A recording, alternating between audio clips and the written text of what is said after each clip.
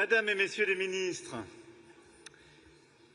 Monsieur l'ambassadeur, Madame, Mesdames et Messieurs les parlementaires, Madame la consul honoraire, Madame la présidente de la Galerie nationale d'Arménie qui nous accueillait, Messieurs les coprésidents CCAF, Mesdames et Messieurs les présidents d'associations, Mesdames et Messieurs en vos grades et qualités, chers compatriotes, je suis très heureux d'être là. Très heureux d'être de retour, d'abord de nous retrouver dans cette magnifique salle des fresques de la Galerie nationale, d'être de retour 8 ans après ce sommet de la francophonie qui nous avait permis d'être là dans un contexte bien différent. Et 20 ans après la dernière visite d'État d'un président français. En 8 années, que d'événements. Et je sais ici tout ce que vous avez vécu, que nous avons traversé. La guerre, avec ses conséquences sur beaucoup de familles et un chemin si douloureux, les mois d'angoisse, la mobilisation en France, le soutien humanitaire, beaucoup sont là qui l'ont organisé en cet automne 2020, et je m'en souviens comme si c'était hier, le soutien de la France, j'y reviendrai. Puis un chemin de paix qui s'est d'ailleurs jalonné de la rencontre de Prague en 2022 jusqu'au 8 août 2025. Une Arménie qui se tourne vers l'Europe, qui accueille aujourd'hui dans sa capitale plus de 40 chefs d'État et de gouvernement. Durant toutes ces années, vous avez tenu. Et je veux commencer mon propos par vous dire ma gratitude, mon admiration pour ce que représente notre communauté ici. Oui, durant toutes ces années, l'Arménie a été confrontée à une période difficile. Elle a traversé la guerre, elle a reconquis la paix, elle s'est reconstruite et à un taux de croissance extraordinaire. Et la communauté française y joue son rôle pleinement. Nos entreprises, petites et grandes, contribuent à cette expansion économique. Amundi, Veolia, Pernod Ricard, le Bureau Veritas, Yen Group, Mistral, Aramine, Richel, Alan, AXA et tant d'autres. L'Agence française de développement a doublé depuis 2023 son encours en Arménie, porté aujourd'hui à plus de 800 millions d'euros. Et qu'il s'agisse d'eau, de connectivité, d'infrastructures, nous sommes là des soutiens constants de cette période. Et nous avons bâti des relations qui n'existaient pas jusqu'alors. Lorsqu'après 2020, beaucoup ont tourné le dos ou oublié ce qui se passait ici, la France a décidé de construire une relation militaire qui n'existait pas jusqu'alors. L'Arménie reconstruit son armée, nous l'aidons, nous formons, nous équipons, nous conseillons les soldats arméniens et c'est une innovation de la relation bilatérale des dernières années. On nous l'a parfois reproché dans le voisinage. On nous l'a parfois fait payer dans le voisinage et nous avons souvent été seuls parmi les Européens à le faire. Mais nous l'avons toujours assumé parce que c'est un effort fait pour pouvoir se défendre et se protéger. Et je voudrais ici, convoquant cette relation, saluer la mémoire du major Arnaud Frion, tombé en Irak le 12 mars dernier et qui, quelques mois plus tôt, était ici même et formait ses camarades arméniens.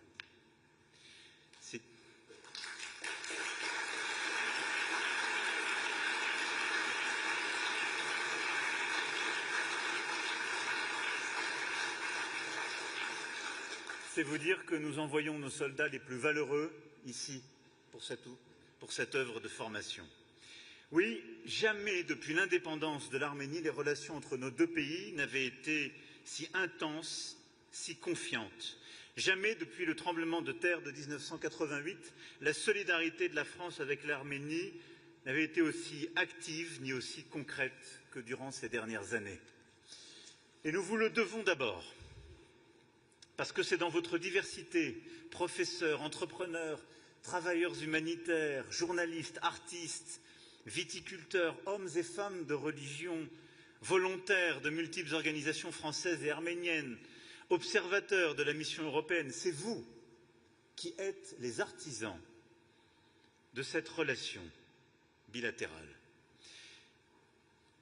Je voudrais ici rendre un hommage particulier aux retournants de 1947 et à leurs descendants. Ceux qui avaient tout quitté pour rejoindre, leur avait-on fait croire l'Arménie des beaux lendemains. Ceux qui, trompés, discriminés, persécutés souvent par le régime stalinien, ont tenu bon, la France au cœur. Ceux que la France n'a jamais abandonnés. La plupart ont pu repartir grâce aux efforts de notre diplomatie. Ceux qui sont restés sont souvent âgés et fragiles.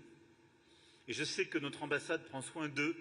J'ai demandé à ce que puissent être augmentés les secours qui leur sont versés. Ça n'est que justice.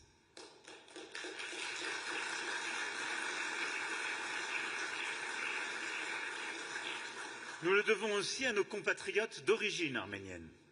Car le peuple arménien n'a pas seulement honoré notre pays de sa confiance et de sa fidélité, il nous a donné des filles et des fils qui ont fait la France et son histoire, qui ont fondé notre mémoire commune. Ils sont, comme le rappelait le grand Charles Aznavour, 100% français, 100% arméniens. Nous le savons. Refusant les assignations, ils prouvent que l'on peut être à la fois patriote français et éminemment fidèle à ses origines. Nous le devons enfin à celles et ceux qui servent la France en Arménie, à l'ambassade, à l'Institut français, à l'Alliance française, au lycée français Anatole France, à l'Université française en Arménie, au sein de l'AFD d'Expertise France, de l'OFI et bien sûr dans nos armées, représentant avec talent, conviction et dévouement la France en Arménie. Qu'ils soient toutes et tous ici remerciés.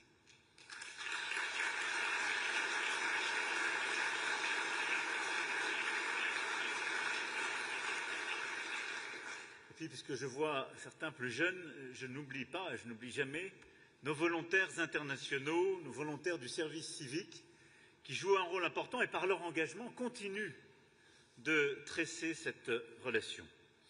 Je voudrais aussi avoir un mot pour notre action consulaire, remarquable, et qui s'est encore illustrée par l'accueil de nos compatriotes contraints de fuir l'Iran.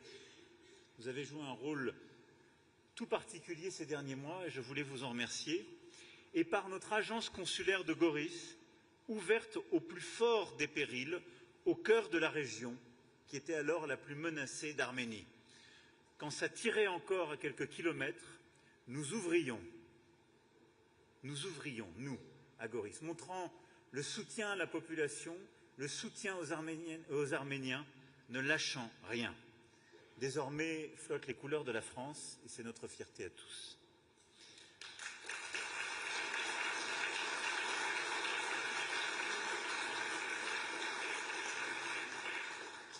Alors cette relation est singulière. Et au fond, je voudrais aussi vous dire quelques mots de cette relation d'hier, d'aujourd'hui et de demain qu'on est en train de bâtir par cette visite d'État. Cette relation est singulière parce qu'elle est faite de passion. À la fois parce que les Arméniennes et les Arméniens ont toujours eu un rôle à part. Même lorsque le Royaume de France, on évoquait encore hier avec Monsieur l'ambassadeur, se méfier des Marseillais, c'est parfois arrivé. Il donnait un statut particulier aux commerçants arméniens, pour lesquels il voyait une seule difficulté, les chicayas marseillais qui auraient pu les gêner dans leur commerce. Puis, notre relation a pris un tour singulier autour du génocide, où notre marine, évidemment, a joué ce rôle courageux, si fort, et où la France a accueilli, en plus des Arméniennes et des Arméniens qu'elle avait déjà, tant de celles et ceux qui fuyaient les routes du génocide, de la terreur, de la misère. Tant de nos villes, de Marseille à Lyon, évidemment en passant par la capitale, les Hauts-de-Seine ne seraient pas totalement les Hauts-de-Seine non plus, sans beaucoup de communes qui ont été nourries par ces communautés, tant de nos villes ont construit des liens si singuliers par cette histoire. Et puis ces liens sont venus nourrir le fait que l'imaginaire français a toujours été arménophile, parce que c'était le combat de la liberté. C'était le combat d'un petit pays, d'une civilisation, au milieu de tant d'empires, battu par tant d'empires, et qui, des Perses au tsar de Russie jusqu'à l'Union soviétique, étaient comme soumises à une fatalité, celle des dominations, mais ne s'y laissaient jamais faire. Et donc, ces femmes et ces hommes qui avaient tout traversé pour rejoindre la France trouvaient là des cœurs et des mains à prendre, parce que la France, au fond, a toujours aimé ce que l'Arménie représentait et représente. Un goût de la liberté, une volonté de ne pas se soumettre, un amour de la culture, la volonté de ne rien céder, de garder son alphabet, sa langue, sa singularité, là où tant et tant voulaient la soumettre. Ce qui fait que cette histoire n'a cédé à aucun des aléas du temps, est avant tout une histoire de passion. C'est celle que vous nourrissez par votre présence ici même. C'est celle de la communauté arménienne en France, de tous les binationaux. C'est celle qui fait aussi que le 24 avril est devenue la journée nationale de la commémoration du génocide des Arméniens partout en France et pour toutes les Françaises et les Français. Nous l'avons voulu et nous l'avons assumé, envers et contre tout.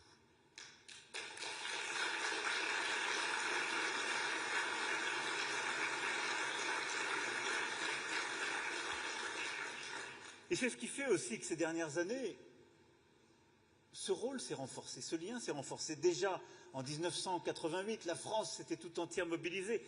Oui, il y avait Charles Aznavour que j'évoquais tout à l'heure, évidemment.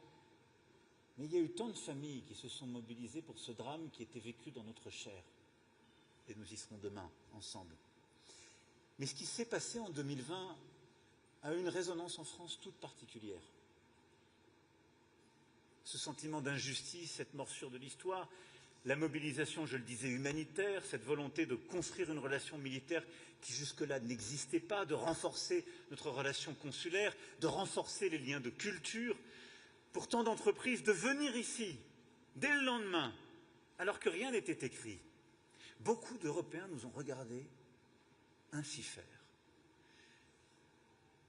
Et demain, nous allons signer ce partenariat stratégique qui vient en quelque sorte consolider tout cela. Et nous l'avons fait en tressant cette relation. Je vois ici nos sénateurs, plusieurs de nos maires, notre ministre en charge de la ruralité et des collectivités locales, nos parlementaires, nos collectivités territoriales ont multiplié les partenariats durant cette période. Le Fonds arménien de France qui a investi les villages de la frontière, qui joue un rôle essentiel. La relation que CCAF et tant de villes ont noué ici même, ont joué un rôle déterminant dans cette période, point à point. Nous avons renforcé la trame de la relation bilatérale. Alors nous le faisons dans un contexte tout particulier, mais qui donne à ce partenariat stratégique entre nos deux pays encore plus d'importance. Il va renforcer le lien entre nos diplomaties, nos armées, nos entreprises, nos institutions culturelles, de recherche, d'enseignement, et c'est ô combien important. Et j'ai vu durant ces dernières années l'Arménie aussi faire le choix de la paix, de la prospérité et de l'Europe. Et nous n'avons pas le droit de laisser passer ce tournant. Je sais qu'il y aura dans cette salle des différences. J'ai appris à les connaître et à les comprendre. Je sais que parfois, il y a plusieurs diplomaties de la communauté française à l'égard de l'Arménie. C'est notre charme, c'est une relation de passion. Parfois même, le gouvernement arménien a eu à apprendre à connaître ces différences et les soubresauts que nous pouvions avoir. Ça n'est pas rationnel. C'est nous. C'est cette relation. Mais je vais vous dire en conviction ce que j'ai vécu ces dernières années avec ce pays et ses dirigeants. On s'était un peu habitué pendant des décennies et des décennies à ce que l'Arménie, y compris l'Arménie dans ses extensions géographiques les plus hasardeuses, et vous savez la position que j'ai toujours tenue, y compris quand je venais au CCAF ou que j'ai toujours tenue ici, on s'était habitué à ce que l'Arménie soit en quelque sorte un satellite de la Russie. On s'était habitué à accepter une relation singulière.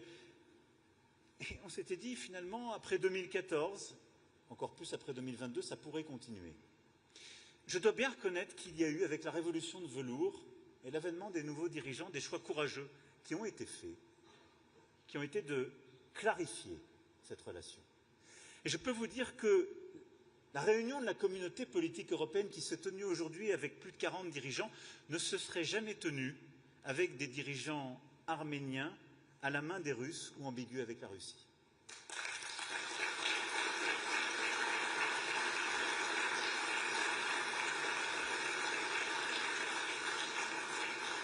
Et donc l'Arménie a fait le choix, en effet, en quelque sorte, de la majorité géopolitique, de sortir de cette entrave et de se tourner vers l'Europe. On ne peut pas faire comme si ça n'existait pas, nous, Français. On doit embrasser ce choix et l'engager. Et c'est aussi pour ça que je suis très heureux, et on y a beaucoup contribué, que demain, ici même, au milieu de cette visite d'État, il y ait un sommet pour la première fois entre l'Union européenne et l'Arménie, qui va permettre d'améliorer la connectivité. On va essayer d'y pousser les sujets de roaming, pardon de ce terme affreux, mais qui est donc d'améliorer, oui, la connectivité, les interconnexions entre nos opérateurs mobiles, qui va permettre aussi d'aider à la tenue des frontières avec Frontex. Parce qu'on fait comme si ça n'existait pas, mais il y a quand même toujours 4000 soldats russes sur le territoire arménien, donc plus de 1000 gardes frontières. Et donc il faut que l'Europe s'engage pour aider à tenir les frontières de manière plus indépendante, ce pays. Et donc l'Europe doit s'engager au service de la souveraineté arménienne et de ce choix pour l'Europe et pour l'indépendance qui a été fait. Ensuite, elle a fait un choix pour la paix, un choix contraint. La guerre de 2020 a été terrible pour tant de familles.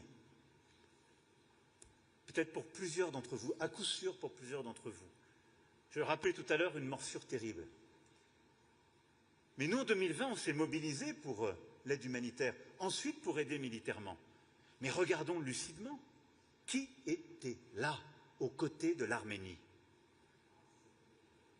La France, autant qu'elle l'a pu, mais la Russie n'était pas là, je vous rassure, pas plus qu'elle n'est là pour le Venezuela quand il a des problèmes, pour la Syrie auprès de ses alliés historiques. On l'a encore vu pour l'Iran quand elle a des accointances, ou pour le régime malien lorsqu'il est bousculé par les terroristes. Il vaut mieux, vous le voyez bien dans le contexte géopolitique, ne pas trop avoir besoin de la Russie. Mais elle n'était pas là en 2020. Elle ne sera pas là demain, sauf à demander une nouvelle dépendance. Et je n'ai pas vu beaucoup d'autres Européens, étrangers, régionaux, venir. Et donc ce choix de la paix qui a été fait, quelles que soient les frustrations, les ressentiments, c'est aussi un choix de pragmatisme pour construire une stabilité. Et cette Arménie du XXIe siècle, si on veut qu'elle se construise dans cette région, indépendamment de la Russie, dans la paix et la stabilité, je crois pouvoir vous dire que le choix des dirigeants actuels est le seul choix raisonnable.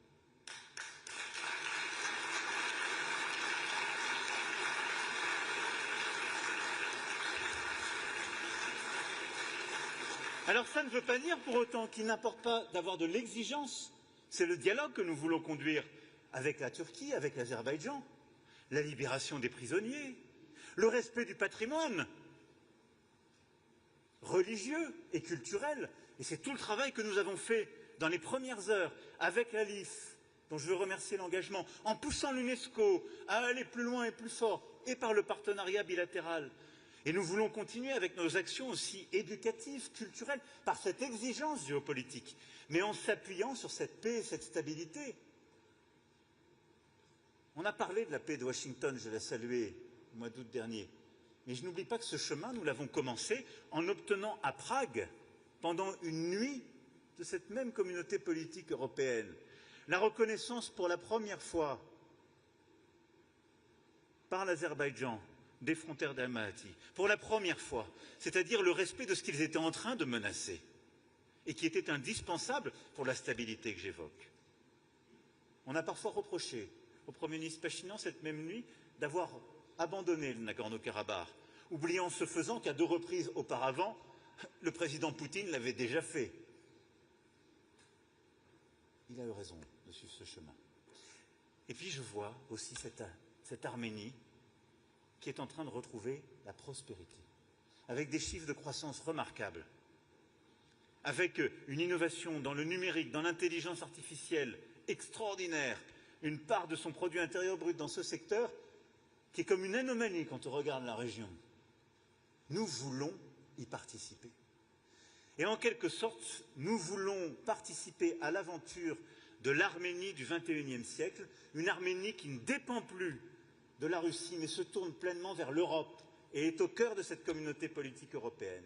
Une Arménie qui veut la paix, la stabilité durable, et une Arménie de la prospérité, et qui la construit par elle-même à travers des partenariats choisis et des alliés fiables comme la France.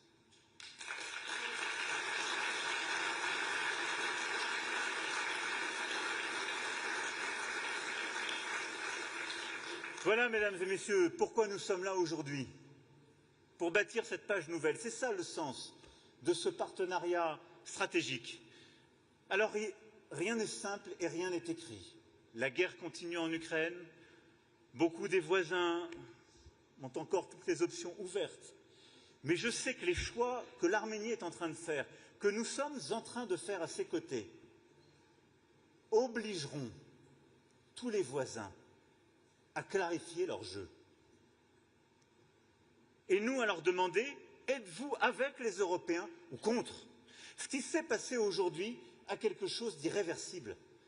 Parce que par tout ce chemin, nous avons replacé l'Arménie au cœur de l'Europe géopolitique, recevant, animant les travaux de la communauté politique européenne et demain, nouant ce dialogue avec les institutions de l'Union européenne.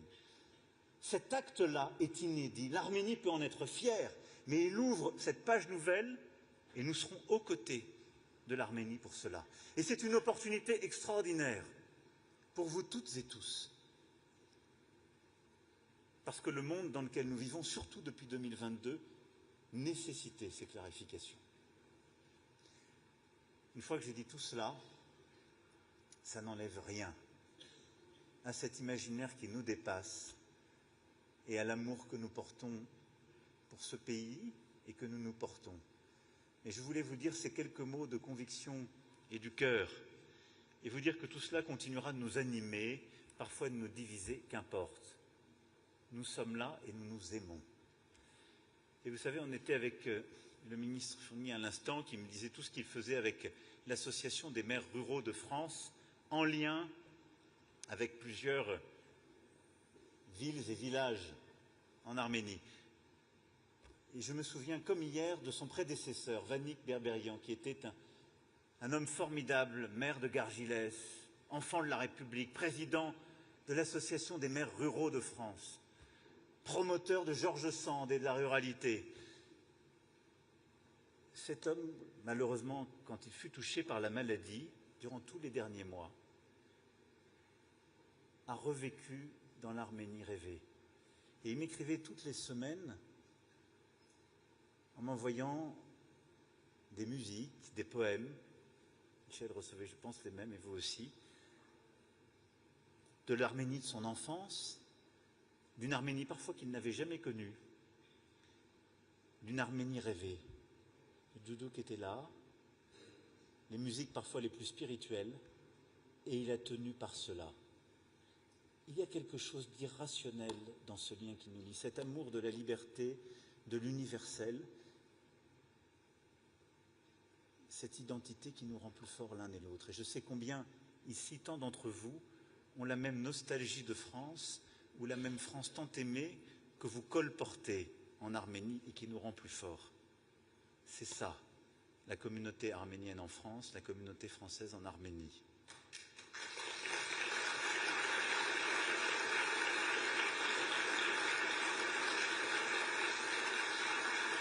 Voilà, mesdames et messieurs, merci à vous, mes chers compatriotes. Vive la République, vive la France, vive l'amitié entre l'Arménie et la France.